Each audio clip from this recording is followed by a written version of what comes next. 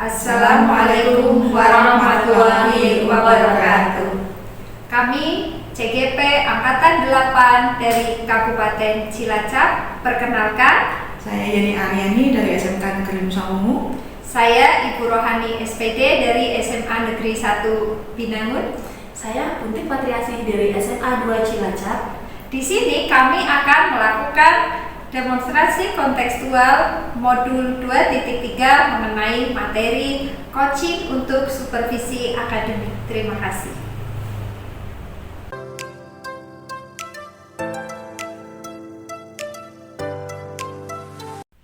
Assalamualaikum Bu Rohani. Waalaikumsalam Bu Buntik. Bagaimana kabarnya Ibu? Alhamdulillah baik dan sehat. Alhamdulillah. Iya, kemarin Bu Rohani sudah menyampaikan bahwa rencananya akan melakukan coaching dengan Bu Yeni ya. Betul Bu. Iya. Untuk melakukan coaching dengan Bu Yeni, saya akan menanyakan beberapa pertanyaan terkait persiapan yang sudah Ibu lakukan. Iya. Nah, gini Bu, kita akan mendiskusikan tentang rubrik penilaian untuk kegiatan coaching yang akan Ibu lakukan bersama dengan Bu Yeni.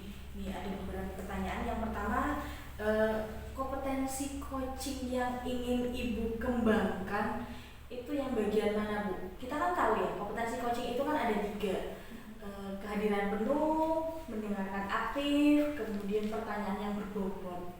Nah, kira-kira Ibu ingin mengembangkan yang mana nih? Ya, sesuai dengan kompetensinya ya Bu, pada saat kita melakukan coaching ya tentunya tiga-tiganya dong Bu yang harus saya bisa kembangkan, begitu Bu. Oh gitu. Iya. Nah, secara spesifik nih, Ibu ingin kembangkan kompetensi yang mana nih kira-kira nih? Ya, dari 3 kompetensi dalam coaching yang udah tadi Ibu buka di awal ya, bahwa dalam kompetensi coaching itu ada 3. Yang pertama itu kehadiran penuh atau present, yang kedua menyimak aktif, kemudian yang ketiga mengajukan pertanyaan berbobot ya Bu. Kalau yang Ibu tanyakan ke saya, kira-kira yang spesifik kompetensi mana yang akan dikembangkan untuk saya ya Bu, itu saya ingin nanti Ibu ketika melakukan observer terhadap saya itu nanti dalam hal pertama Bu, bagaimana saya bisa menyimak dengan aktif apa yang disampaikan oleh coach saya, nanti saya juga bisa mengajukan pertanyaan berbobot berdasarkan kata kunci yang nanti coach sampaikan. Oh iya. Nah, terkait indikator nih, indikator ketercapaian dari tujuan pengembangan yang Ibu inginkan itu seperti apa?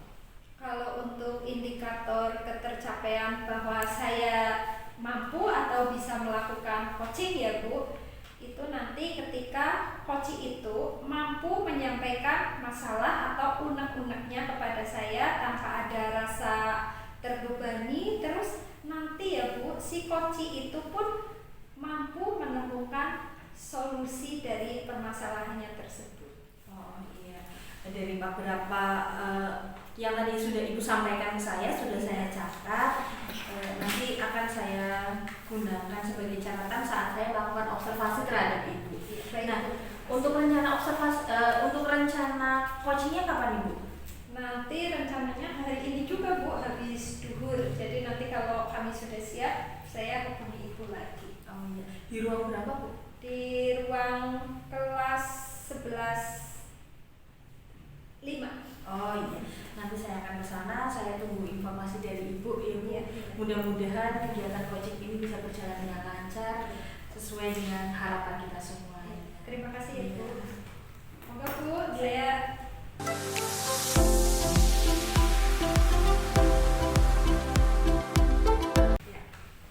Bu Yani, bagaimana kabarnya hari ini? Alhamdulillah baik Bu Rohani. Bu Rohani sehat? Alhamdulillah sehat ya. Alhamdulillah kesehatan selalu melimpah pada kita semua ya Bu, dan sesuai apa yang sudah kita sepakati ya Bu Yani, bahwa hari ini kita akan melakukan bincang-bincang ya sedikit tentang coaching, dan saya ingin tahu ya dari Bu Yani untuk tujuan kita pada diskusi ini itu apa menurut Bu Yani? Iya Bu, jadi gini Bu, saya punya masalah di kelas Bu. Kan saya ngajar beberapa kelas ya Bu. Iya. Ada beberapa kelas itu yang ternyata jam saya itu dipasangnya di 2 jam terakhir sebelum pulang. Nah, ketika di 2 jam terakhir sebelum pulang itu saya merasa kok anak-anak kok kayak kurang bergairah, fokusnya sudah tidak seperti pada saat pagi hari. Bahkan kemarin ada yang tertidur Bu di kelas. Nah, saya ini ingin solusinya gimana ini untuk masalah ini gitu Iya. Bu. Jadi menurut Bu Yeni ya, untuk pembelajaran kelasnya Bu Yeni itu dilalah jadwalnya di sering-seringnya ya itu mendapat di jam terakhir. Ada murid yang tertidur, terus kondisi kelas yang kurang efektif lah ya, anak sudah lesu, bahkan kalau nggak tidur ya main sendiri, bahkan mengganggu temannya. Nah, menurut Bu Yeni, kondisi kelas yang ideal itu yang seperti apa? Iya, kalau menurut saya idealnya itu yang mau jam pertama, mau jam terakhir itu ya fokus semua Bu, anak-anak aktif, fokus. Intinya mau di jam berapapun keaktifan kelas harusnya sama Bu. Gitu. Nah, dari apa yang disampaikan oleh Bu Yeni, jika itu kita beri skala ya Bu, idealnya kalau sempurna kan 10 ya. Tapi kalau menurut Bu Yeni, jika skala penilaian itu kita beri skala 1 sampai 10, kira-kira dengan kondisi kelas yang Bu Yeni sampaikan tadi itu di level berapa? Kayaknya masih di level 6 loh Bu. Karena ya itu memang ada yang tetap aktif di jam akhir ya Bu. Tapi sebagian yang lain itu tetap saja berpengaruh. Ada yang males-malesan. Itu tadi lah, kemarin saya menemukan ada anak yang tertidur di kelas Ibu. Kan saya jadi bingung ini gimana ya biar aktif terus kelasnya gitu loh. Ya. Terus kira-kira dari Bu Yeni yang menentukan tadi levelnya berapa Bu? 6 ya. Untuk ke depan ingin lebih ditingkatkan apa tidak Bu? Kalau keinginan pasti naik ya Bu. Kepengennya sih sempurna di angka 10. Tapi kalaupun belum bisa mencapai sempurna ya paling tidak kita berproses ya Bu. Ya semoga bisa naik 1 level atau 2 level lah. Berarti kalau nggak di angka 7 ya syukur-syukur angka 8 gitu lah Bu. Ya amin, semoga apa yang menjadi harapan Bu Yeni itu terwujud ya. Nah, kira-kira menurut Bu Yeni dengan adanya keinginan untuk menaikkan levelnya, menurut Bu Yeni tindakan apa yang harus dilakukan atau nilai plus untuk mencapai angka tersebut? Kalau nilai plusnya berarti yang ada di diri saya ya Bu? Iya. Saya sih merasa kalau saya orangnya ini mau belajar. Beberapa waktu yang lalu juga saya mengikuti diklat Ibu, namanya Domain Diklat Online dan Mentoring, itu membicarakan tentang kelas poin, di mana kelas poin itu kan menjadi salah satu media pembelajaran yang interaktif. Jadi guru dengan siswa itu mirip dengan PowerPoint, cuma kalau PowerPoint kan satu arah ya Bu, hanya guru yang menyampaikan ke siswanya. Lah ini siswanya juga bisa interaktif dengan gurunya, bisa langsung menjawab pertanyaan gurunya. Nah, mungkin salah satunya jika saya menerapkan apa yang hasil diklat itu ke siswa, mungkin salah satunya akan bisa meningkatkan aktivitas kelas di jam-jam akhir itu Bu. Oh iya. Bagus ya Bu, dari apa yang disampaikan oleh Bu Yeni itu tadi, dengan Bu Yeni mengikuti diklat ya, itu kan sudah merupakan salah satu strategi ya Bu untuk bisa meningkatkan kemampuan belajar siswa ya, yang tadinya nilai 6 menjadi 7 atau bahkan 8 ya. Itu strateginya Bu Yeni sudah menemukan sendiri ya. Nah, kira-kira ya Bu, menurut Ibu dari strategi yang dijalankan oleh Bu Yeni, ukuran keberhasilan dari strategi yang dipilih oleh Bu Yeni itu seperti apa untuk standar keberhasilannya? Kalau standar keberhasilan menurut saya ya Bu, ya berarti siswa tersebut walaupun di jam akhir dia tetap fokus, ketika ditanya atau diskusi tetap aktif, kemudian intinya anak-anak itu tetap on sampai akhir gitu lah Bu. Kurang lebihnya itu yang ingin saya dapatkan. Ya, berarti keberhasilannya ya meskipun di jam terakhir tetap kondisinya seperti mereka ketika di jam pertama, masih betul. semangat, seger ya. Betul, Ya. betul.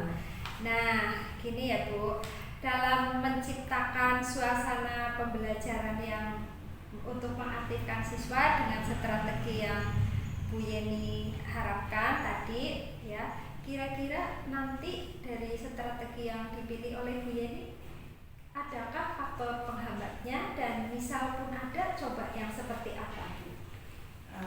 Mungkin gini Bu, Ya. seperti yang tadi saya bilang itu kan saya mau Ya. menggunakan kelas point ya Bu. Ya. Kelas point itu kan medianya berbasis internet. Jadi kalau tidak menggunakan internet tidak jalan. Jadi mungkin faktor kendalanya adalah di sekolah kami itu belum semuanya terhubung dengan wifi sekolah. Satu. Yang kedua, ada beberapa spot di titik-titik di sekolah kami yang memang sinyal apapun sepertinya susah gitu. Kendala yang ketiga adalah tidak semua siswa mempunyai handphone yang support ketika kita menggunakan aplikasi kelas point itu. Oh iya.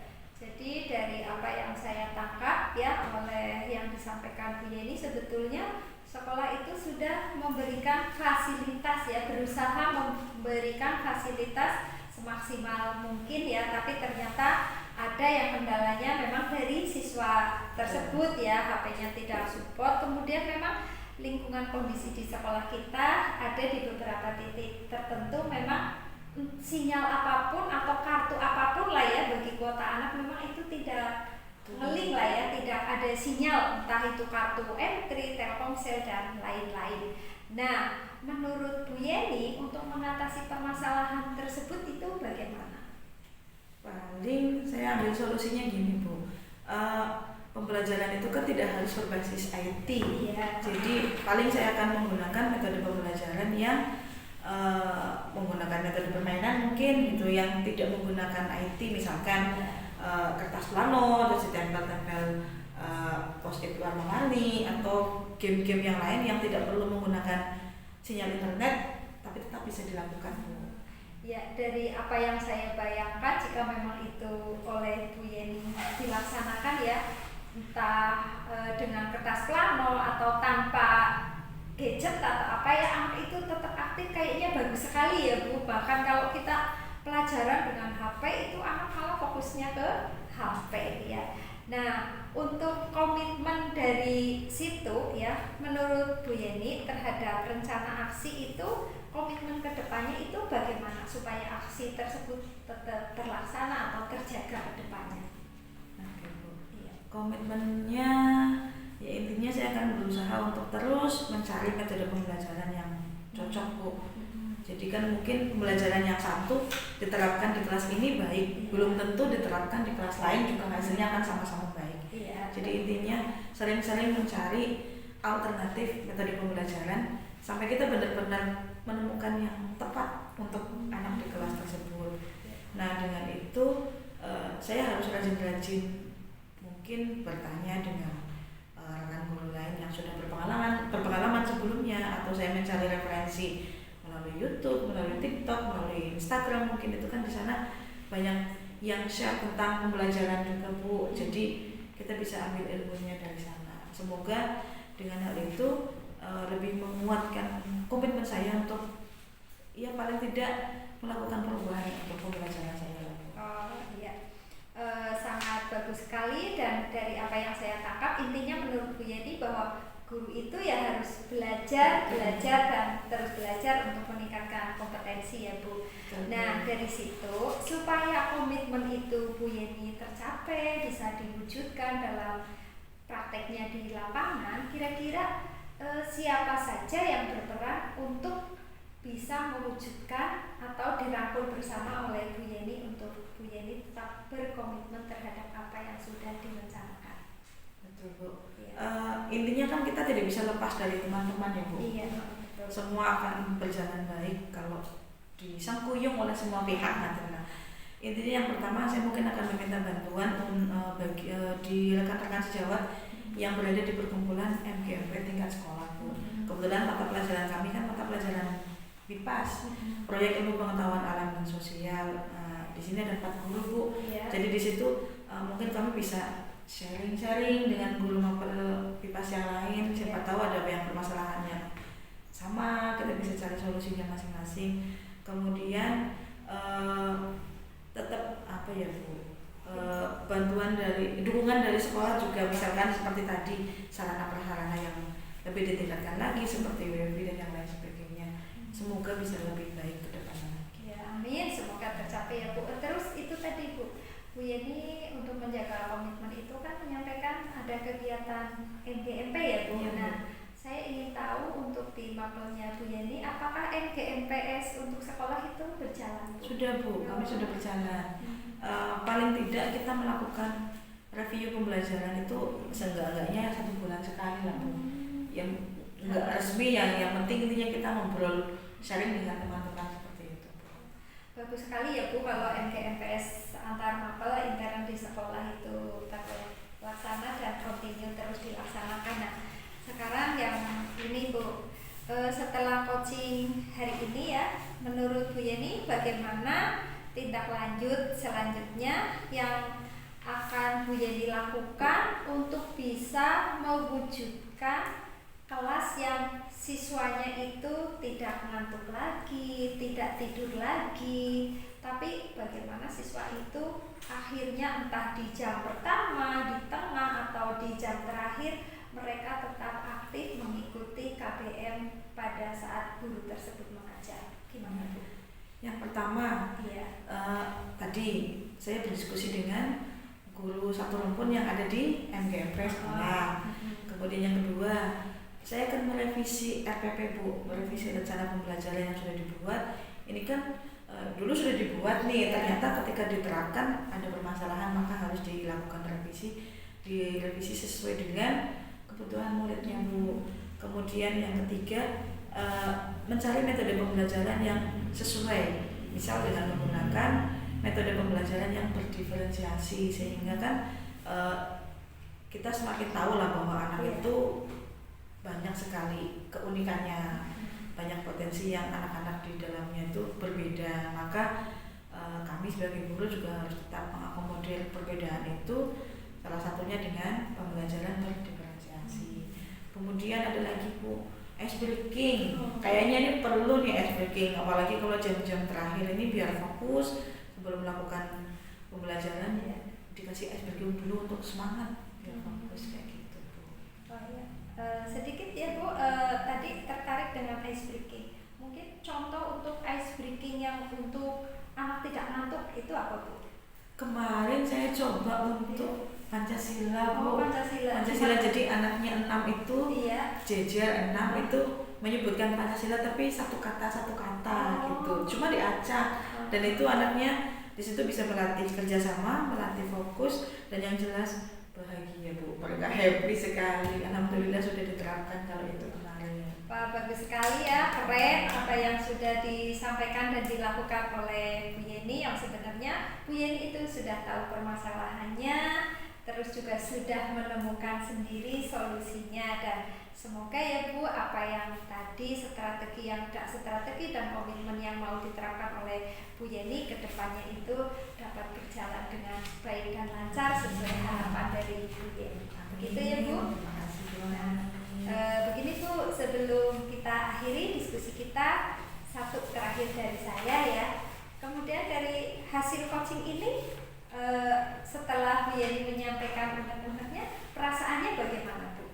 Jujur lega Bu, jadi kayak semacam plong gitu. Ada masalah yang selama ini jadi beban, bisa sharing dengan Bu Rohani, dan saya terpancing dengan pertanyaan-pertanyaan dari Bu Rohani. Dari pertanyaannya Bu Rohani itu kok saya jadi, oh ya apalagi ya solusinya gitu loh Bu. Mungkin yang benar Bu Rohani katakan tadi, sebetulnya saya sudah tahu jawabannya, cuma lebih yakin lagi sekarang Bu dengan adanya coaching ini. Ya, terima kasih ya Bu, jika bincang-bincang kita membawa banyak manfaat. Semoga kebahagiaan, keselamatan senantiasa mengiringi kita. Amin, amin, amin. Kalau begitu kita selesai ya Bu diskusi hari ini. Iya. Oke, Terima kasih, selamat Bu. beraktivitas ya Bu Yeni. Sama-sama Bu Rani, terima kasih. Sama-sama.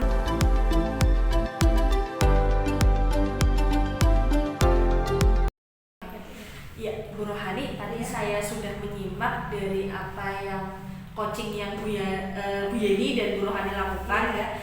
Menurut Bu Rohani itu hasil dari coachingnya tadi bagaimana Bu? Ya kalau menurut saya ya Bu, alhamdulillah itu saya sudah melakukan coaching terhadap coaching saya Bu Yeni itu, alhamdulillah Bu berjalan dengan lancar dan baik. Ya, begitu Bu. Ya, apa saja yang tadi sudah Bu Rohani lakukan pada saat melakukan coaching?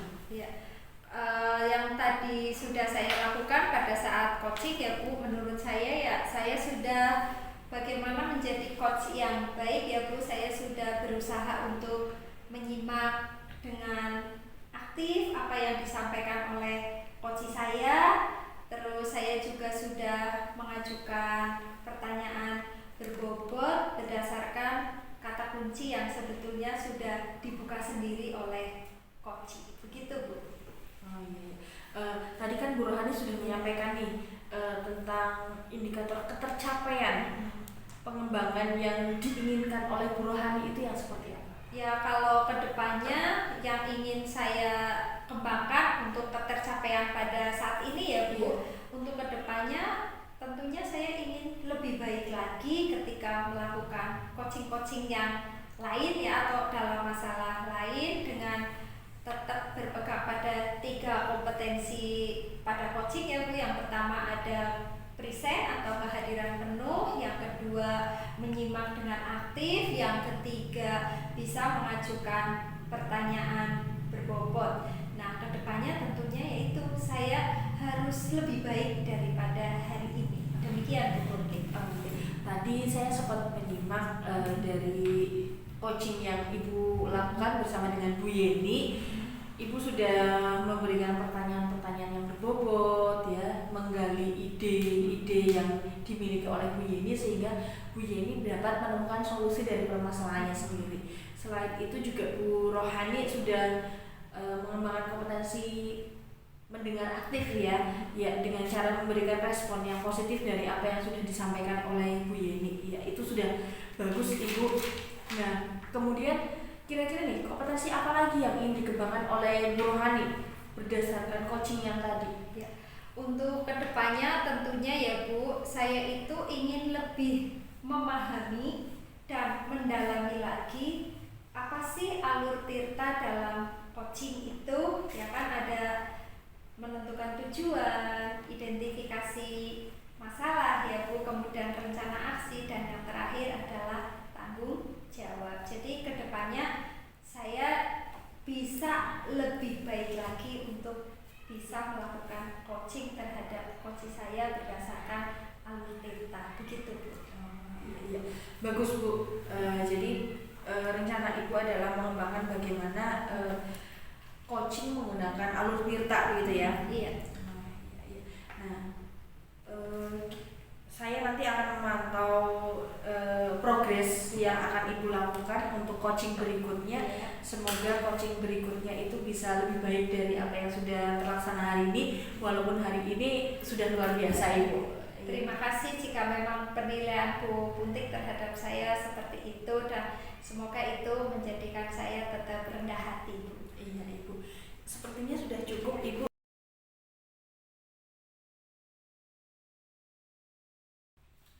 Selamat melakukan aktivitas kembali Bu Rohani. Terima kasih ya Bu Puntik.